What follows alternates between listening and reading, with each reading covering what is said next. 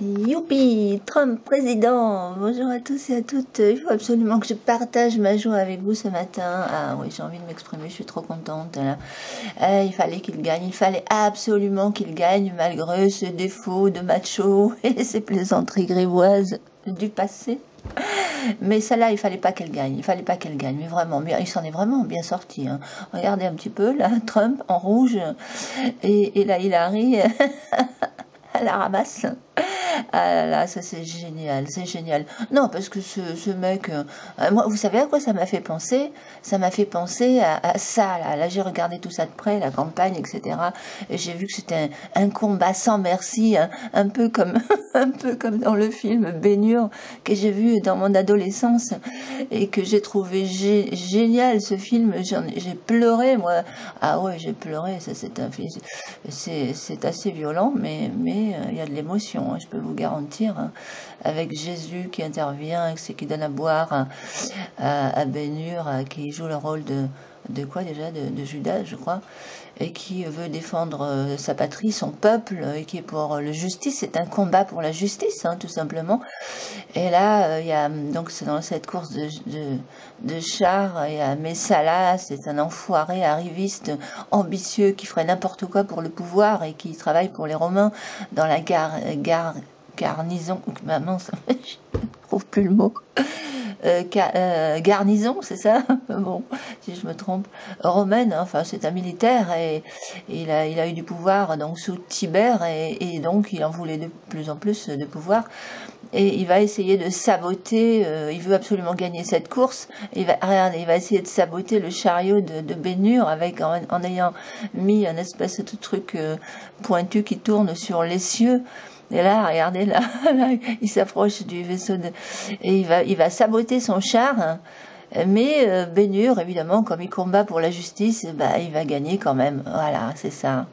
Ah, c'est ça. En fait, toute l'histoire biblique, que ce soit l'Ancien ou le Nouveau Testament, c'est combat pour la justice.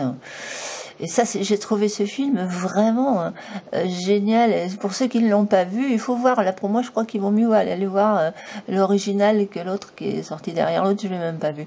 Mais l'original, vraiment, c'était très fort, je trouve, de faire ce genre de film quand même à grand spectacle. Hein, parce que c'est pas évident aujourd'hui. Aujourd'hui, on a les ordinateurs, les effets spéciaux, on a tout. Mais à l'époque, c'était quand même, il en fallait hein, des figurants, il en fallait hein, du monde pour faire un film comme ça. C'est assez extraordinaire. Je tire mon chapeau. Il est bien fait ce film, hein, vraiment. Du début jusqu'à la fin, pour moi, ça a été du suspense, de l'émotion. Vraiment, ça pleurait hein, dans la salle. Je peux vous dire que ça pleurait beaucoup. Tous ceux qui sont sensibles, émotionnels, je suis malgré tout. Alors voilà à quoi ça m'a fait penser et figurez-vous que j'ai tiré le tarot spirituel. Alors il y en a qui vont me sauter sur le paletot en disant mais ton tarot c'est satanique, tout est satanique, vous savez pour les Morgan Priest, les Thierry Casasnovas et enfin les Born Again quoi.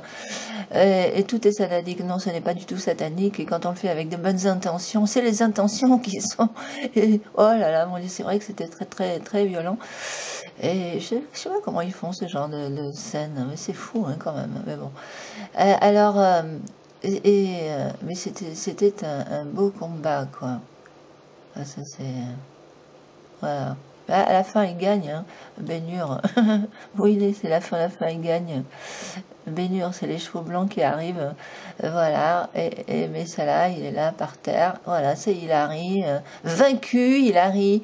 Ah, elle mérite, parce que franchement, c'est une manipulatrice née, celle-là. Et puis je vous dis, hein, avec les dernières révélations de Wikileaks, enfin, il y a des tas de choses que j'ai appris, mais je ne vais pas en parler sur cette vidéo, mais parce que de toute façon, quand on en parle, on est pris pour des illuminés. Il paraît que d'après les révélations de Wikileaks, les extraterrestres seraient invités dans la campagne. Il y a un article, vous retrouverez ça sur France Info. En grand, les extraterrestres s'invitent à la campagne. Alors, s'il s'agit d'extraterrestres, il n'y a pas de fumée sans feu. Ça pourrait bien être les grilles dégénérées. Bon, allez, passons. Parce que là, il y a des choses, on va me dire oui, mais c'est du fantasme. Enfin, moi, je pense qu'il y a du vrai dessous, mais bon, ça, c'est un dossier qui m'intéresse depuis très longtemps, hein, le dossier des extraterrestres, depuis des décennies même. Je crois que ah ouais, alors là, j'aurais beaucoup à dire, mais non, il me faudrait que je parle pendant 1 heure, hein. Mais vous regarderez cet article. Et puis c'est vrai que depuis une bonne dizaine d'années, on en parle quand même assez sur Internet et avec les émissions sur la 6, sur RMC Découverte, où il vous parle de Alien Theory, enfin c'est un reportage, hein, Alien Theory en boucle, hein, mais alors en boucle, hein, c'est du répétitif là si on n'a pas compris.